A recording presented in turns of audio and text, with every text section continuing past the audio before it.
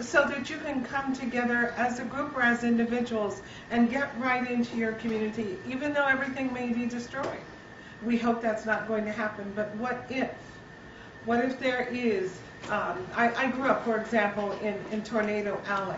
I was petrified of tornadoes all my life. I saw a lot of destruction. Fortunately, I did not experience it. But what if I had had the skills to enable me to go to a neighboring small town that had been practically destroyed and be able to pitch in and to rally the young people in my community to come together and pitch in and help? That's what I'm talking about. You can prepare yourselves now by developing very simple, basic survivalist skills. Secondly, I'd like to say, take the time to figure out what is in sync with you. What really is your passion? What inspires you? Because when you do something that is your passion, it makes no difference that you don't sleep for nights and nights and nights. Working on this conference was totally in sync with my passion of supporting and encouraging and motivating young people. So I could go for months without sleeping. Oh well, I'm exaggerating. But you understand what I mean. When you love something, there are no limits to what you're capable of doing. But you have to take the time. You have to get quiet. The CD that you have in your packet, this CD will help you to get to that place of absolute silence within yourselves, before he gets to the crescendo, of course. But it will help you find that peace within so that you can really tap into your true passion. And I encourage you to take that time away from the video games, away from Twitter and Facebook and your computers. Thirdly, reach out to others. No man is an island, no woman either. Reach out to others. That's very important. As my composer friend Jonathan said, we belong to each other. And that is powerful. That is monumental. Integrate that within yourself, the understanding. We belong to each other. And that gives us tremendous responsibility. But it is a privilege to carry that type of responsibility within you. It means also that we care for each other. And not just caring for people who've been hit by a tsunami halfway across the world. It means also caring for the homeless who are walking down the streets of New York City. They may not smell good, they may not look good, but you care for them because they are a part of you. They belong to you. And once you can do that, you can come together in groups of people who are supposedly strangers, and you can do very powerful things.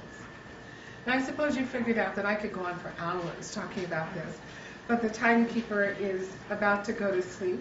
And so I'm going to stop here and say, you know, it's really been a privilege. I want to say a few thank yous, if you don't mind. And the place where I'd like to start is to thank my advisory people, my advisory panel of young people, without whom this conference would not be possible. And first of all, I would like to start with David Gethings. I have discovered in David a priceless, priceless treasure.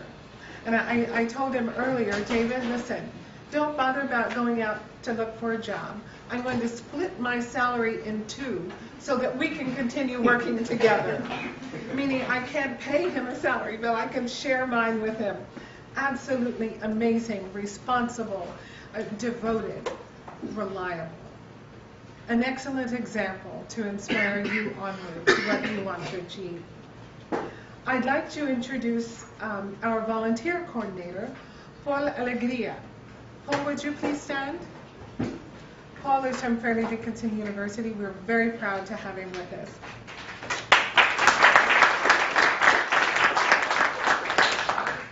Our senior advisor on youth, Kelly Roberts, is hiding behind a camera, but I would be grateful if she'd turn around so all of you can see her.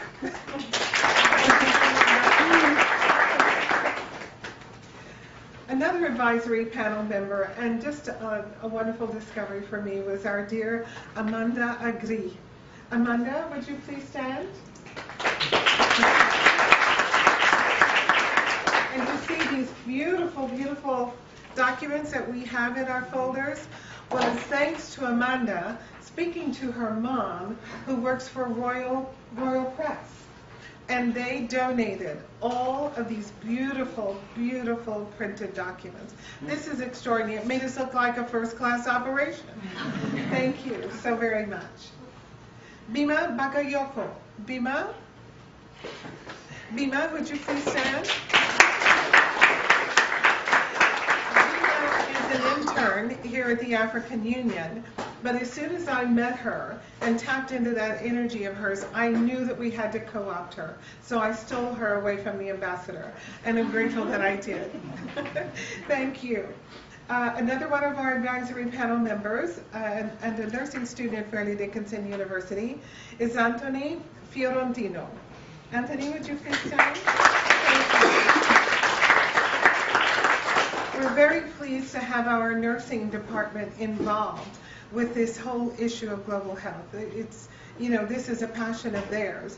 This is directly in link with their focus and their purpose. And I'd like to just mention someone who is not on our advisory panel, but who has been a support throughout this whole process. One of our faculty members on the School of Nursing, Pat Ukegwe. Pat, would you please stand?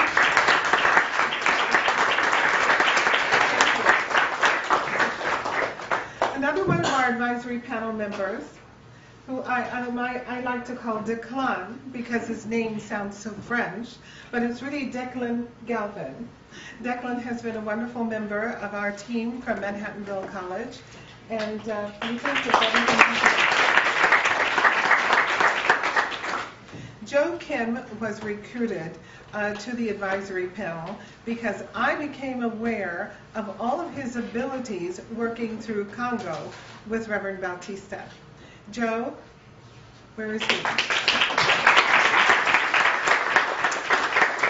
Joe is really on the ball. He's very familiar with the UN system and with UN lingo, and we're very pleased to have him with us. Another one of the African Union's interns that I stole from the ambassador with great privilege is Lulit Kitao. Lulit? Lulit is almost an attorney, almost, but she's pretty close. Very quiet and sweet, but she gets things done. And so I've been very pleased to have the privilege of working with her. We have Ivan Kochakov, who is a medical student, who unfortunately was not able to be with us. But it was thanks to Ivan that we found out about Dr. Blander, Jeff. And so we are particularly grateful to Ivan for bringing Dr. Blander to us. Thank you. Now, I think probably the most popular of our advisory panel members today was a timekeeper. Laziz Laziz is a specialist in languages. And of course, there are much more technical ways of referring to what he does. But we're very pleased to have Laziz with us. And he particularly specializes in Grassfield Bantu languages spoken in Cameroon. Thank you very much for being with us. I'm also very proud of the fact that we have an advisory panel member that we were able to rope in from the other side of the world, Adam Smith. You've had the opportunity to meet him. Adam has been absolutely wonderful. It is a graphics design specialist from his office that did the graphics for our documents. So it shows that we really had a global work team. Thank you so much. One of our advisory panel members, Jessica Taufik, had a medical emergency in Philadelphia and was not able to join us. Please read her bio. Jessica is a wonderful example of a young person being very dynamic and taking the initiative to identify and create opportunities for herself. The next advisory panel member is Joy Ukegwe. Joy is in the process of becoming a doctor, and we're very proud of her. Comes to us from Johns Hopkins University, way down south. We're very glad to have her with us. Finally, Jason Warrington came to us from Princeton University. living in Philadelphia.